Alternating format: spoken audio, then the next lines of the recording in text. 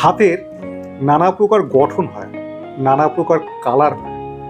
এই গঠন, এই কালার আমাদের কিন্তু নির্দেশ করে যে আমার কি প্রকার ভাগ্য হবে। এই যে নানা প্রকারের হাত, নানা শেপের হাত, তার মধ্যে উত্তম শেপ হচ্ছে চৌকো হাত। কিছু হাত দেখবেন লম্বাটে হয়, কিছু হাত দেখবেন ত্রিভুজের মতন হয়, কিছু হাত দেখবেন চৌকো টাইপের হয়। সেই হাত কিন্তু, এই যে হাতের শেপ দেখবেন চৌকো টাইপের হয়, সেই হাত কিন্তু অত্যন্ত ভাগ্যবান হাত। এবং এই হাতের কিন্তু নানা প্রকার কালার হয়।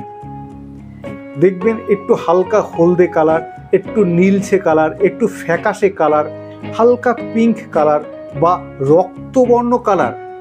এই যে কালার, এই কালারের মধ্যে পিঙ্ক কালার চৌকো শেপযুক্ত হাত, এটা কিন্তু একজন প্রতিপত্তি ধনশালী ব্যক্তি, একজন সাকসেসফুল মানুষকে কিন্তু নির্দেশ করে।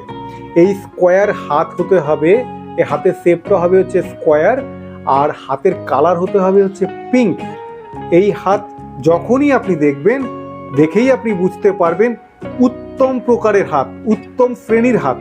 যেমন কিছু হাত আছে লেবার হাত, লেবার ক্লাস হাত, সেটা দেখলে আপনি বুঝতে পারবেন।